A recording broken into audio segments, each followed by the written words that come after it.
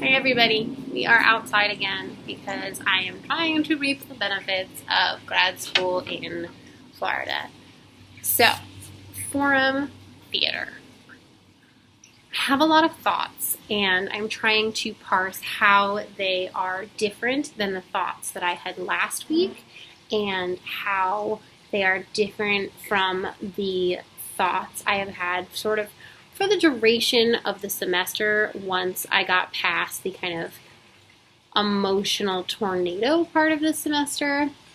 In the first attempt at this video, there was a lot of rambling about how thrilling it is to be at a stage in my life where what I am doing is challenging and it asks me to think throughout the duration of it, not just at the end, not just while I'm doing it, but from the get-go all the way through until it is over and I am able to just look back and sort of process what's been happening. And I think that is what I really like about Forum Theater, and that too is what stood out about newspaper theater. And I don't know that I will be as gung-ho about them once they stop being so fresh and so exciting and so new. But I think that those are two separate things. I think that this thrill that comes from this new way of exploring content is going to stay, because isn't that what we continue to do with theater, is do the same thing over and over again with new content? Kate and I were talking yesterday after Maria's piece about the process of devising and whatnot, and she said they did a lot of Boal-like exercises, and we just sort of looked at each other and we were like, it all comes back to Boal. And that, I think, is part of what is so exciting about this, is that even if I were to sit alone in a room and come up with an exercise that it sort of felt like actors needed or students needed or something like that, a lot of what we kind of worked on in teaching for drama last semester, 9 times out of 10, what I'm going to come up with has already been come up with, and it's probably going to be something Boal-like. So if we look at Forum Theater, what I really appreciated about Thursday was, of course, the discussion that came out of it, and this idea that to scratch an itch, you have to first have an itch.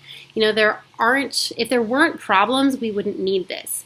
But I think what stayed with me was this question of, what about before all of this? What about before there were AIDS in classrooms, and before people were diagnosed with X, Y, and Z, and before trigger warnings, and before thinking about how to be politically correct? People existed and succeeded and were successful, and there's this nagging voice in the back of my head that's like, you only have problems to solve because you're finding problems to solve.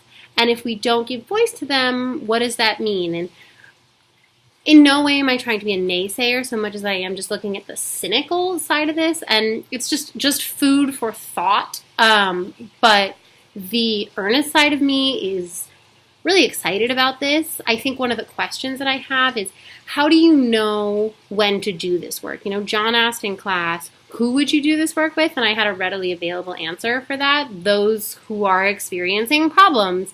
But do you wait for those problems to arise and someone to reach out to you? Or do you see where they are happening and invite yourself there? What does that sort of facilitation in line look like? That's what I can't quite figure out. Do you find it in the midst of where you already are? And the other thing I'm wrestling with is that whenever I picture doing something like Forum Theater, I picture a disturbance in an office building, and I don't know why I keep coming back to that, but I don't readily go to youth and to children when I picture these exercises. And I don't know if it's just because we're learning them with each other, and it would be super cool to maybe find some videos or something of youth doing these exercises, and it would sort of solidify it in my head as to what that looks like and what kind of solutions it can create. But I understand it in a theoretical sense, but I'm having a hard time understanding it in a practical sense. So that's kind of where I'm at with all of this. But yeah, I'm engaged, I'm thrilled, I'm looking forward to seeing what comes next and how we can keep pushing it, because it is opening up doors in ways that you can't do if the theater doesn't become participatory, which is pretty cool.